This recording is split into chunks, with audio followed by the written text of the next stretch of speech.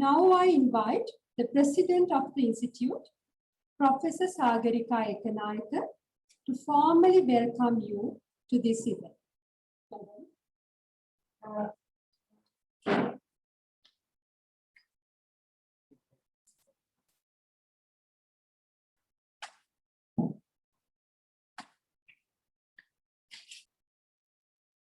Thank you, Dr. Dinusha.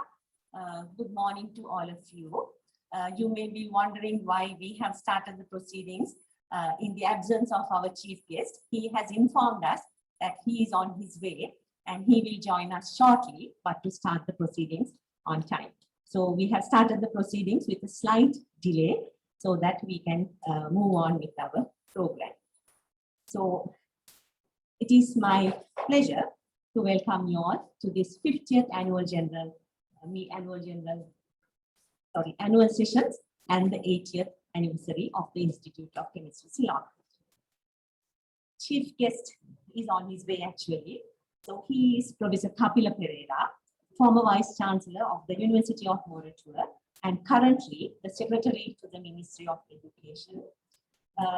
And then the members at the head table, President-elect joining us through online, past presidents, council members, and all members of Institute of Chemistry, Ceylon, President and council members of the Royal Society of Chemistry, Sri Lanka chapter, members of other professional organizations, distinguished service awardees, research award winners, and other awardees of the Institute of Chemistry, Ceylon, Dean, Faculty of Medical Sciences, Mayapur University, University of Sri Jawadanapura, academic and other staff members of the Department of Biochemistry, Faculty of Medical Sciences, University of Sri Jawadanapura, Registrar, Dean, visiting academics, academic members, and all other staff of the Institute of Chemistry, Ceylon, alumni members of College of Chemical Sciences, distinguished invitees,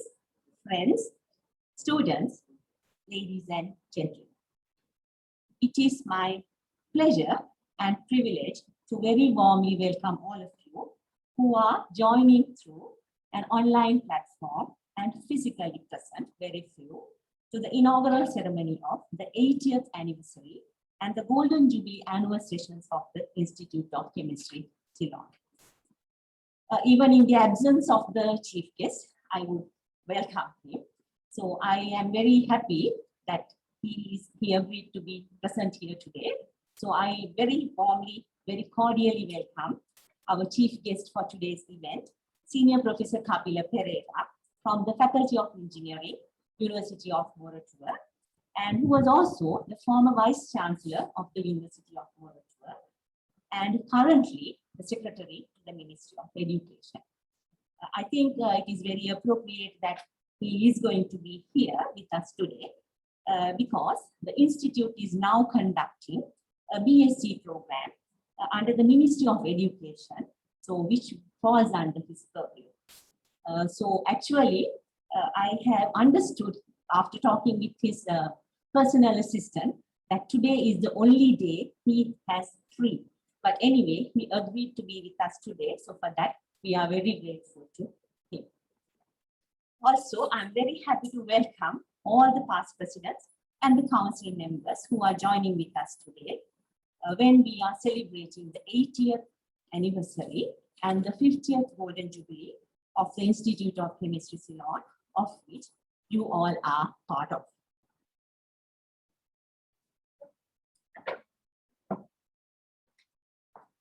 So I'm being told that our chief guest is on his way. So let us very warmly welcome him.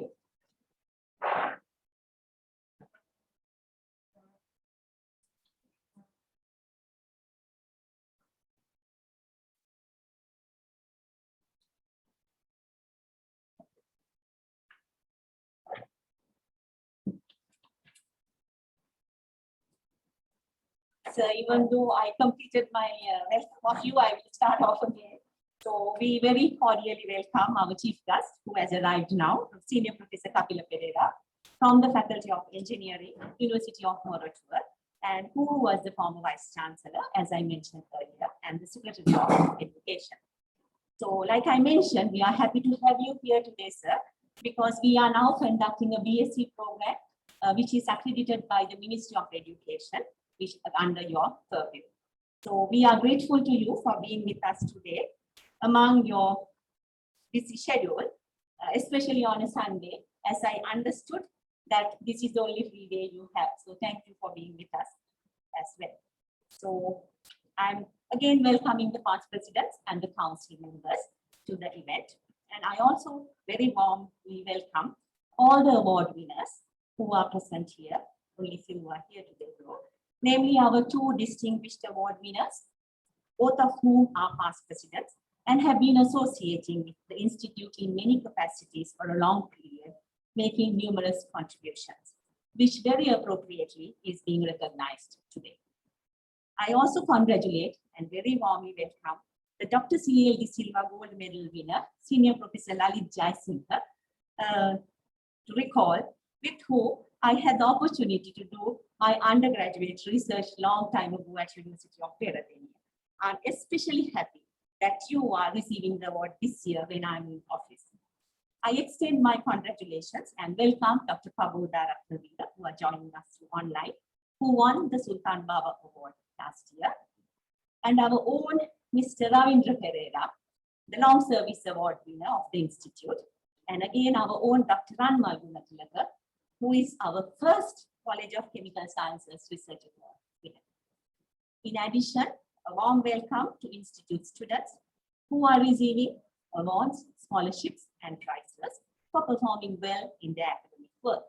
I'm happy to congratulate and welcome the National Chemistry Olympiad winners, who are A-level students, who will participate in the International Chemistry Olympiad 2021, and hope that you will bring some medals home like last year and show that Sri Lankan students are on par with students of other countries.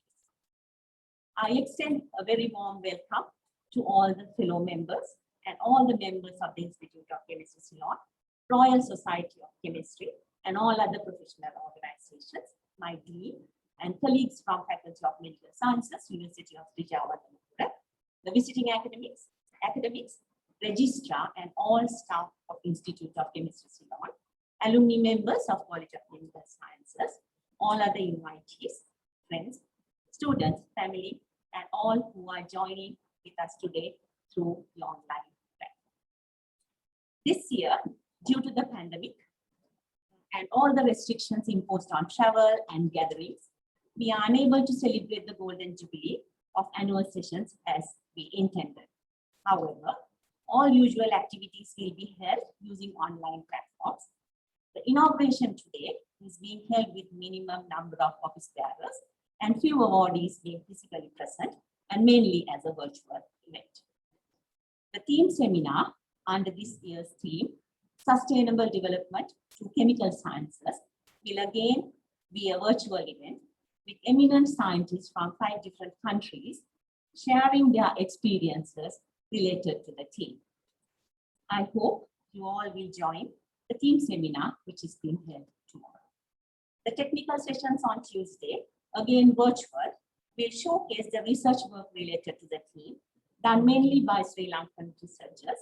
And again, for the first time, Institute's own student pursuing postgraduate studies outside Sri Lanka will have a session dedicated to them. We will end the annual session with a session in the evening by the Women Chemists Committee of the Institute. And I hope all of you will join in these activities. The annual general meeting will be held today afternoon for corporate members of the Institute, again as a virtual. So I once again very warmly welcome all of you for today's inauguration ceremony and the 80th ceremony of 80th anniversary and the Golden Jubilee annual sessions of the Institute of Chemistry Ceylon, and hope you will stay with us throughout the program and join in the activities in the coming 2 days. Thank you.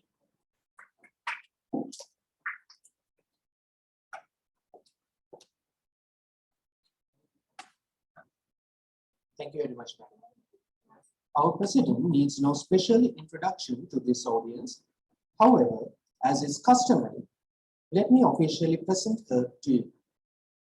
Professor Sagarika Ekanayake obtained her BSc from the University of Peradeniya, MPhil from the University of Sri Javardhanpura, and PhD in Applied Nutrition and Food Chemistry from the University of Lund, Sweden. She has served as an assistant lecturer in chemistry at the Faculty of Science, University of Peradeniya, a lecturer in biochemistry at the Faculty of Medicine, University of Kalani, a lecturer and a senior lecturer in biochemistry at the Faculty of Medical Sciences, University of Sri Javardhanpura, a professor in biochemistry and the head of the Department of Biochemistry of the University of Sri Javardhanpura, the acting dean of the Faculty of Graduate Studies, University of Sri Javardhanpura, and the immediate past dean of our own educational arm, the College of Chemical Sciences. She also has served as an external visiting lecturer, professor, examiner at many state and non-state higher educational institutes, including the College of Chemical Sciences. Professor Ekanayake is recognized not only as an excellent teacher, but also as an excellent researcher.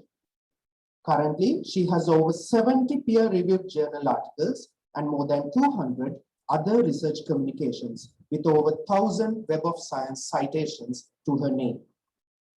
She was the humble recipient of President's Award for Scientific Publications over 6 times, Professor MUS Sultan Bawa Award twice, Dr. C.L. De Silva Gold Medal in 2013, and many other research awards. She is currently a senior professor in biochemistry at the Department of Biochemistry of Sri Javardhanpura University. Ladies and gentlemen, I'm pleased to invite Professor Sagarika Ekanayake, the president of the Institute of Chemistry, Ceylon, to deliver her presidential address. Over to you, madam.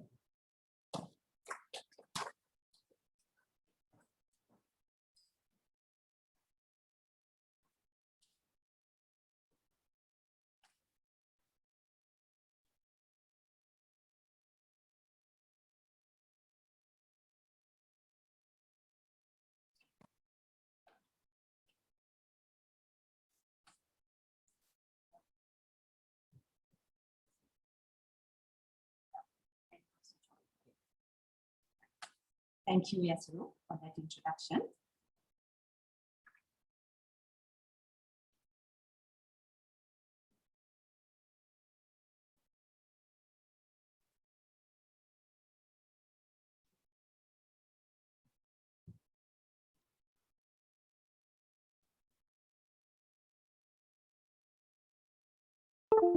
Thank you. Right. Professor Kapila Pereira and members at the head table, council members and past presidents, members of Institute of Chemistry, Ceylon, distinguished inviters, friends, students, ladies and gentlemen. It has been an honor and a privilege to have been the 83rd president of the Institute of Chemistry, Ceylon, the oldest of the basic scientific bodies in Sri Lanka, during the period when the Institute is celebrating its 80th year in existence and the Golden Jubilee of annual sessions. Moving on.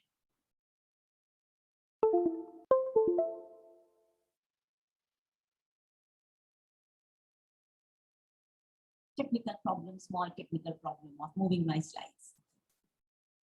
Let us try again.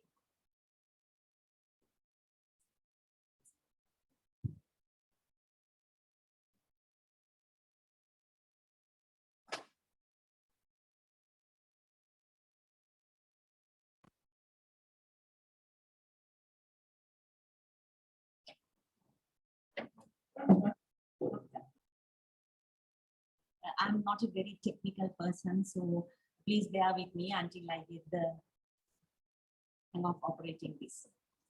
Okay. Thank you very much. Right. Okay. So moving on to the next slide. Sustainable development through chemical sciences is the theme I introduced for the council year 2021 last September. if I were to elaborate a little bit on the selection of the theme, as can be seen from this slide, chemical sciences encompasses a large array of subdivisions of the 5 specific branches of chemistry. Deliveries of all are required in order to produce knowledge, goods, and services which are part and parcel of our day-to-day life. Chemistry, or the chemical sciences, also contributes significantly to find solutions for problems facing the world today and to improve the conditions for future.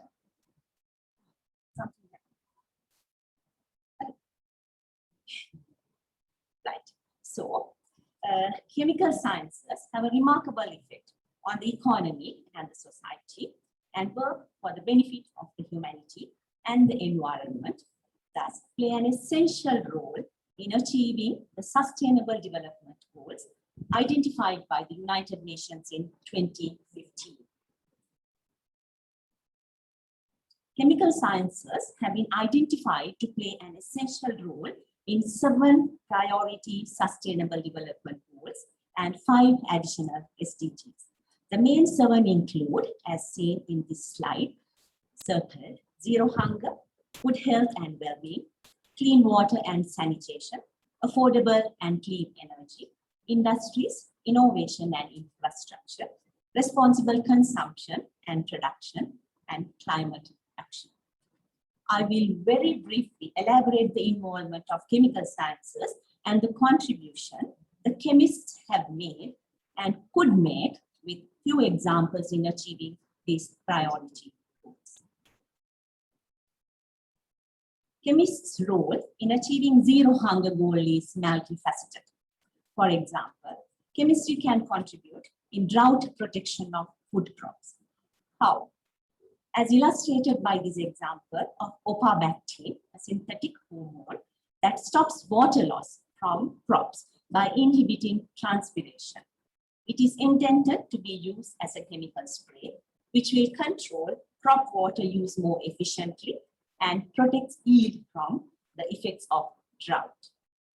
Many groups in the world are working on similar developments, as this is essential due to the more frequent droughts that may arise due to global warming threat that we are facing. In addition, chemists have and could also contribute more in producing targeted crop protection. For example, producing pesticides, especially from natural products, which are abundant in our country, which will lead to higher yields, increase sustainable ammonia production, for example, by synthesizing nitrification inhibitors to reduce nitrogen loss from soil, increase phosphate recovery, and reuse by utilizing techniques such as filters, nanoparticles, etc. Also, develop new approaches to fertilization, as has been done in Sri Lanka by our own chemists, slow release using nanotechnology. Further, for fortification of food to reduce malnutrition, increase the shelf life of food products through development of advanced packaging materials, which will contribute to maintain food quality, are some areas the chemist's contribution is absolutely necessary. The next goal, where chemists play an imperative role, is good health and well-being, starting with disease diagnosis and drug development, leading to longer life expectancy with increased productivity is made possible through chemistry. Chemistry is helpful in providing an understanding on how human health is affected by disease and hazardous chemicals in our food, water, and the environment. This is an example of where iChem students have helped in studying the effect of exposure of dentists to mercury via use of dental amalgam in Sri Lanka. The data proved that the exposure was not at toxic levels and helped in establishing some guidelines for dentists. I believe this is an area where Sri Lankan chemists need to work hand in hand with other researchers in fighting diseases like CKD2, where the exact etiology is yet to be found after 2 decades. Recently, in our country, chemists also played an important role in making the public aware of aflatoxins, their effects, and how to mitigate the effects when aflatoxins were reported in coconut oil. Chemistry is therefore important.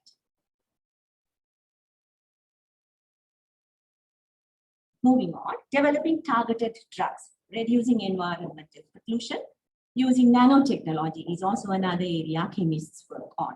Sri Lanka, being a biodiversity hotspot, research on abundant material products, natural products from the terrestrial and marine flora and fauna to seek suitable products in controlling pathogenic and non-pathogenic diseases is an area where many of our chemists are working. However, this needs to be taken beyond the laboratory level. Another area where the chemist's input is needed is improving the efficacy of our own traditional drugs and identifying or fingerprinting of active ingredients and scientifically proving they are effective in disease treatment. They are, but we need to prove that they are so scientifically. Also, I think more toxicological studies are also needed in this area. Few food-related areas where chemists could contribute are food preservation, using natural ingredients as the world is doing now, for increasing shelf life and to reduce post-harvest losses, food fortification or enrichment with natural ingredients, production of molecules, ingredients necessary for good health from abundant flora, for example, supplements like phytosterols and lycopene, using green chemistry. So this is just a thought. Why can't we? Right. Lycopene is a red pigment found in tomatoes and watermelon, as all of you know, with many health benefits. For example, it is a good antioxidant and also has anti-cancer potential. And many brands of lycopene supplements are available for use, as can be seen in this slide. The cost of a pure lycopene 1 milligram is euro 260. Latest value. In Sri Lanka, post-harvest loss of fresh tomato was 54% in 2014. Watermelon, I could not find. Maybe it is something that we can isolate from tomatoes and watermelon in Sri Lanka, utilizing the chemistry knowledge. Just a thought. So this will reduce the post-harvest losses and reduce waste and will benefit farmers and contribute to sustainable development.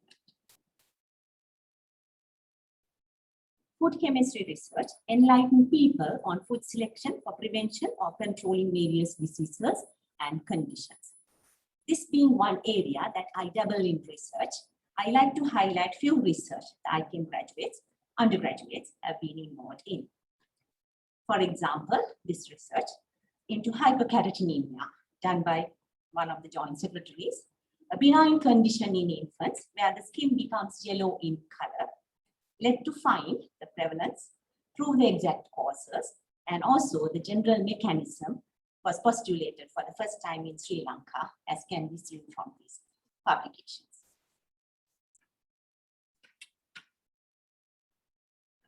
Then, with the increase in non-communicable diseases such as diabetes, cancer, etc., in the world, including our country, this is an area that needs much research. Graduate chemists have contributed to prove Sri Lankan foods that would be beneficial in decreasing blood sugar levels and in achieving good health. Their work scientifically proved that Kithul treacle, a traditional Sri Lankan sweetener that we all enjoy, can be enjoyed by diabetics as well, as it produces a low glucose response after consuming, as can be seen in the graph on the right-hand side. Likewise, parboiling of rice was proven to result in low blood sugar levels compared to unparboiled or kakulu rice after consumption, and is recommended for diabetes. So the two graphs on the left-hand side of the slide shows you a yellow line. So that is the glucose response after consuming two traditional rice varieties compared to the glucose response given by blue and green lines, which are unparboiled, one unpolished and the other one polished rice. So this proved that parboiled rice is very good for anyone. So I'm happy that these data have been included when developing the food-based dietary guidelines for Sri Lankans by the Nutrition Division of the Health Ministry. ICAM students were also involved in some industry collaborative research, improving consumer safety of market products and their suitability for individuals needing to maintain blood glucose or the weight, etc. Their research proved the hypoglycemic potential of a herbal tea, which is available in the market, and that nutritional supplement, Vitagen, is a low GI product, which is marketed as labeled as low GI now, thus that those are suitable for diabetes as well as obese individuals. Moving on to the next sustainable development goal. It is ensuring availability and sustainable management of water and sanitation for all, which chemists could contribute in several ways. To cite a few examples, novel methods of water purification. This product, P&G Purifier of Water Powder, contains both a coagulant and a disinfectant, where the coagulant suspend particles, including heavy metals, and the disinfectant removes pathogenic microorganisms, bacteria, viruses, protozoa, from unclean water and makes this water safe for drinking. So chemists' contribution to this sustainable development goal. Other areas such as economical desalination processes. We being a tropical country and surrounded by sea, I think solar assisted desalination is something that chemists would work on. New low energy, high efficiency separation methods for removal of various metals and micropollutants such as microplastics, which is becoming a global problem, and minimizing water pollution due to chemical industry by assisting in developing manufacturing practices that minimize water usage and practices for waste management are ways to contribute to providing access to safe and affordable drinking water to all of us. This indirectly will contribute to good health and well-being and also reduce pollution of water bodies and rivers as well. This is an area where more action and research is needed in our country, as drinking water is taken from rivers or water bodies, where waste from many industries is released without proper treatment. In urban areas, domestic waste, which include a lot of plastic material, end up in the rivers, as can be seen from these pictures. The most recent incidents, I think all of you all must have heard on TV on Friday, tea factory waste, making the Kehelgamo oil black, making it polluted. That was the most recent example in Bhagawantala area. Right. So collaborative research, dialogue with industry and academia, and educating society is required to overcome and reduce water pollution in our country.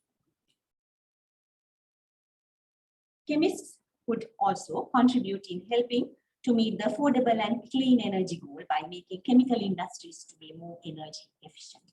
For example, by improving the manufacturing efficiency through identification of new catalysts. For example, instead of chemicals, enzymes, optimized process designs, and new separation processes in manufacturing industries. Then by development and use of new materials from abundant advanced materials available for renewable energy production. Sri Lanka, we have a lot of mineral resources which could be utilized for development of novel strategies for clean energy generation and contribute to sustainable development. Also, we being a tropical country, researching to materials abundant and less toxic that could be utilized for generating solar power will lessen our dependence on the monsoons for hydropower and also coal for energy, contributing to clean, reduced pollution. I think some work is going on in this area and hopefully these will result in positive results. Moving on to the 9th Sustainable Development Goal, Industries, Innovation and Infrastructure, research into biofuels. Substituting petroleum-derived counterparts is an area where the focus can be with the abundance of natural products in our country. This will lessen the green gas emissions and the pollution. This document, as can be seen in this slide, on sustainable biofuel for Sri Lanka, elaborates on how sugarcane could be utilized for reducing the petroleum demand and how bagasse, the byproduct, could be used to generate electricity and organic fertilizer, which again has become an issue in our country. However, sadly, despite the detailed document and some research in 2 universities, I think some work has been done in institute as well. This is where we stand today with regard to the status of biofuel production in Sri Lanka. It seems that no action to walk the talk, and I think chemists can play a role here. Chemists could also work on deriving other bio-based chemicals from plants and other renewable agricultural, marine and forestry materials, almost waste, as an alternative to petroleum-derived products that we use on a day-to-day basis, which are not good for the environment. Just to cite one very interesting example, chicken electronics. The chemists working with other scientists have developed computer chips from chicken feathers using the protein keratin in them, a waste product in the food industry. So chips are recyclable, unlike the conventional ones that we use, and accumulate as electronic waste.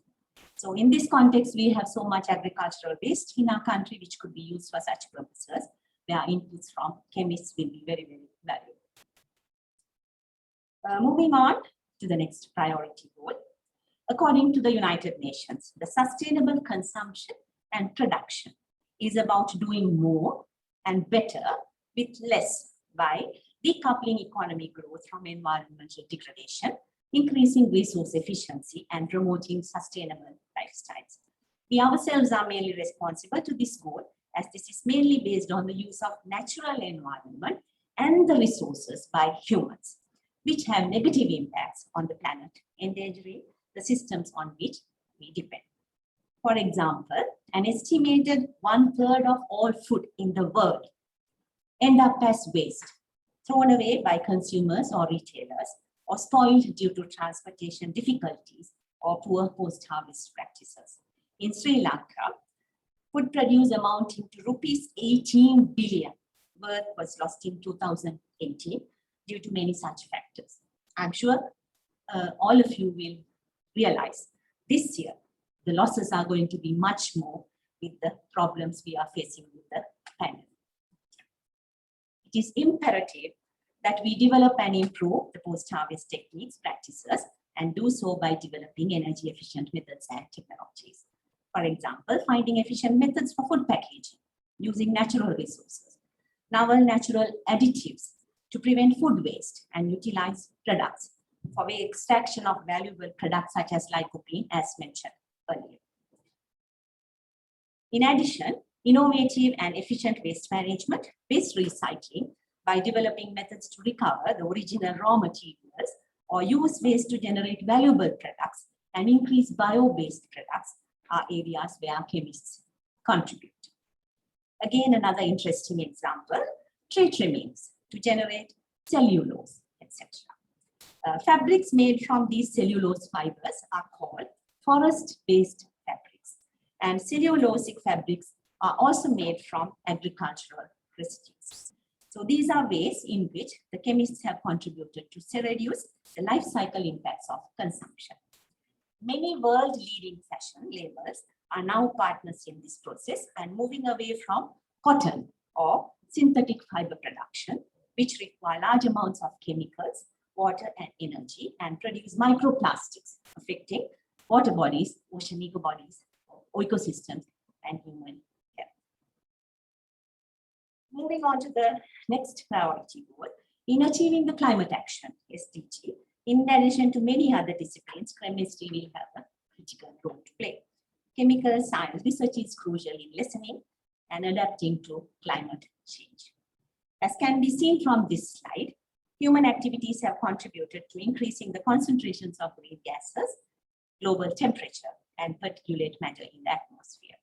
Past decade is recorded as the warmest decade, with 2019 the second warmest year in many decades, with carbon dioxide and greenhouse gases reaching highest levels in 2019, as can be seen from this yellow graph. However, in 2020, due to the COVID pandemic, with a decline in human activities, mostly due to reduction in ground travel, a 6.3% reduction in carbon emissions is recorded, as can be seen in the second graph. So it is imperative that we remember that the climate changes will affect the natural resources, in turn affecting food and water availability and cause spread of vector-borne diseases and epidemics.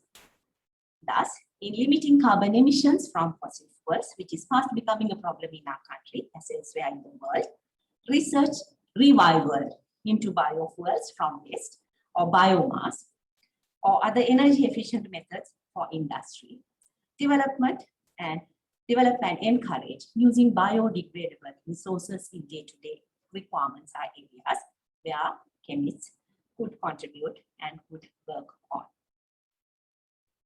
The green building concept that is now being practiced in our country, which is applied to constructing new buildings, is one step forward in our country, which indirectly contributes to lessening the climate impacts and contribute to many other SDGs. The New Building Institute, as you can see in this slide, being built in Malame, has been designed according to the guidelines where many green aspects have been taken into account, thus contributing to lessening the climate impact. Further, chemists working with other scientists will need to find answers in increasing food production with limited water resources, methods to control vector using more eco-friendly, naturally abundant materials, and develop novel drugs for controlling epidemics and in addressing other health problems that will arise due to global warming. Application of green and sustainable chemistry by chemists will help eliminate or reduce hazardous chemical pollution. In this, some tools, reagent guide, which allows chemists to choose greener choice of reaction conditions, and solvent selection guide, developed to rate solvents based on health, safety, and environment criteria, and many such tools available now contribute to green chemistry and need to be taken advantage of. I'm sure you all recognize this. The recent experience we had with Express Pearl disaster affecting the environment, the livelihood of many, economy, and food source of Sri Lankans need careful research studies on the numerous effects on the environment and to mitigate the effects. In this context, Institute has taken steps in collaborating with NARA for studying the impacts and in addressing some problems illustrating the use of chemistry. So, in addition to these main 7 goals, meeting the targets of nearly all of the SDGs will require an unparalleled amount of chemical science research and innovations. However, it is very clear that chemists alone are not able in achieving sustainable development. Thus, multidisciplinary research with different experts, subject specialists, contributing as a team is essential and need to be more promoted in Sri Lanka. Right. So, Institute of Chemistry Ceylon has been involved in producing graduate chemists for over 40 years, as can be seen from this slide, and is the oldest non-state higher education institute in the country. And the institute plays a leading role in producing young chemists, as can be seen in some of them are here, who are equipped and are able to contribute to sustainable development in many different ways. In addition, institute takes a leading role in informing chemists and society of current trends, developments, advancements in chemical sciences through many activities, and contributes to deal with problems related to chemical sciences emerging in the country. So we are contributing to quality education as well as gender equality as well. Development of a younger generation with knowledge and aptitude for research, development and innovation is very much encouraged at the institute. This is clearly shown by the number of students who have taken up higher studies after completing the graduate qualification. In numbers from inception, I think more than 350 students have completed or are doing postgraduate work over the world, all over the world, and are many contributing to development and innovation in many areas of chemical sciences. This is in addition to the number that are working in the industry. In addition to providing graduate chemists, the institute has also contributed to produce middle-level technical experts specializing in subdivisions of chemistry for 47 years, as can be seen from this slide. Here, I like to pay my tribute to late Professor Emeritus J.N.O. Fernando, who has been the pillar behind the success of the Institute of Chemistry, Ceylon, and a visionary par excellence who paved the path for many Sri Lankan students to contribute to sustainable development. Right. In the next part of the presentation, I will briefly elaborate the significant activities we initiated and accomplished during the past 7 months. These activities were basically geared to contribute to sustainable development through chemical sciences by further promoting the educational programs, strengthening collaboration between industry and institute, and continuing with the development projects that were already in progress. Due to COVID-19, promotion of educational activities was mainly through social media and by updating our web page to an informative, interactive website and giving publicity to institutes' own graduates who have achieved peaks in their careers and are contributing to sustainable development in many ways. These are some pages of our new website. These activities, I believe, partly resulted in an unprecedented number of students registering for the courses this year, that is, in addition to COVID-19 pandemic. We established an e-repository for storage and easy retrieval of institute's publications to disseminate knowledge and to increase the ranking of the institute. I'm happy to say that this is now recognized by Google Scholar.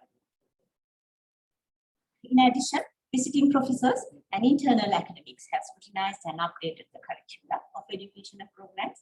This year, we also registered for interest-free student loan scheme of the Ministry of Education, facilitating less advantaged students to obtain BSc Chemical Sciences through our institute. We also initiated to enroll international students for our educational programs in 2021. And we were in time to align and participate with the government initiative of internationalization of higher education in Sri Lanka through the Export Development Board and Ministry of Education. We are partners in this now. In obtaining professional recognition for chartered chemists, the legal actions are proceeding. However, recognition for chartered chemists was achieved through interaction with the Consumer Affairs Ministry, where the institute was recognized as the focal point of chemists to obtain assistance in matters related to consumer products. Some recommendations have already been forwarded and experts identified for addressing problems that may arise related to common consumer products. Despite many lockdowns due to COVID and institute closures, we were able to foster and strengthen partnering with industry to increase chances of research collaborations, innovations, and employment opportunities for our own graduates by seminars that we have conducted using only online platforms. These are some of the seminars that we have conducted, contributing to different sustainable development goals.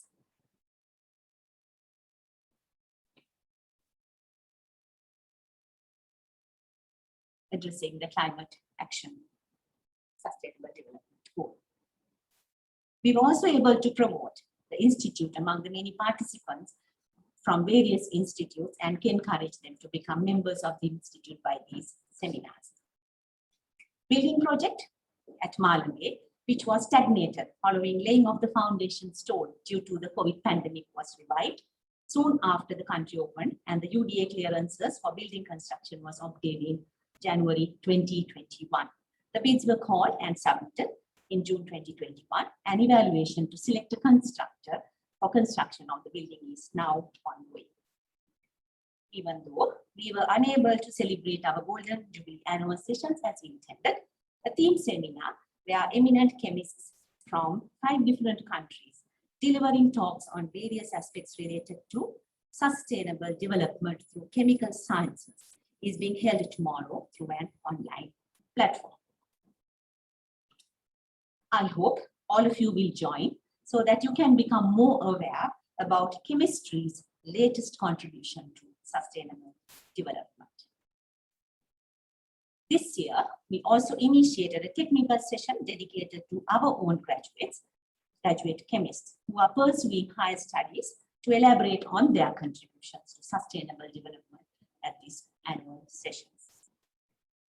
In celebrating the 50th annual session, a first day cover and a stamp is designed to be launched at a later date. In addition, a dedication to all who have contributed to the success of the Institute. The book, Our Journey Through the Years, capturing the journey of 80 years of the Institute, is ready to be launched.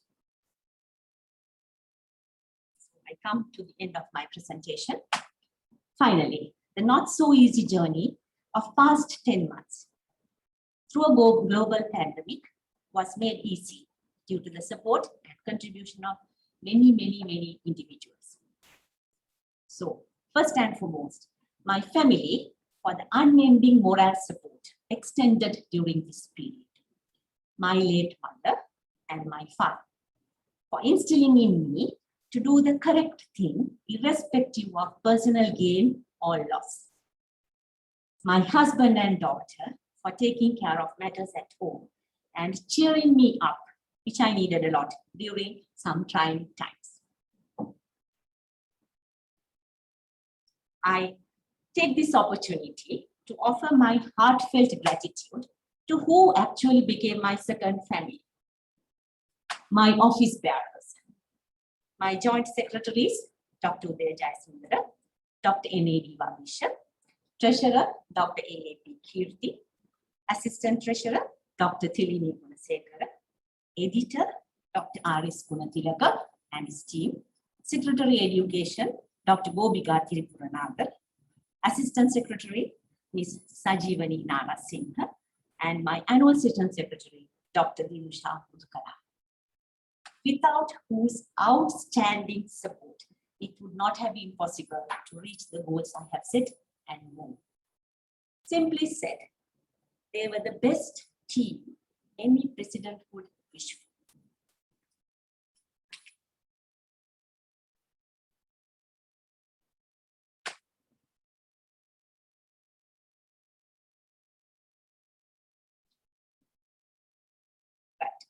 And I think I have to thank my writing team, which included, I'm extremely grateful to the chairpersons of Board of Trustees, Admissions and Ethical Practices, and College of Past Presidents for the support and advice extended in many different ways. In addition, I thank the Council 2021 for helping to take many policy decisions for the betterment of the Institute. I also thank the members of all the committees for their support extended. I feel in my duty if I don't thank my writing team, Ms. Purnima Jayasinghe, Dr. Dinusha Udukala, Professor Ramani Vijayasekara, and Mr. Ms. Janangilye for making our voyage through the years a reality, and Mr. Sahan Jayasinghe for always responding to requests of photographs irrespective of the time of the day.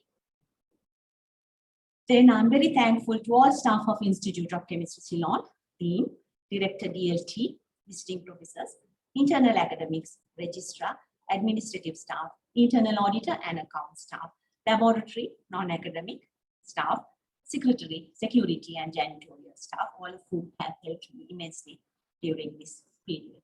And also all the others who have helped me in numerous ways.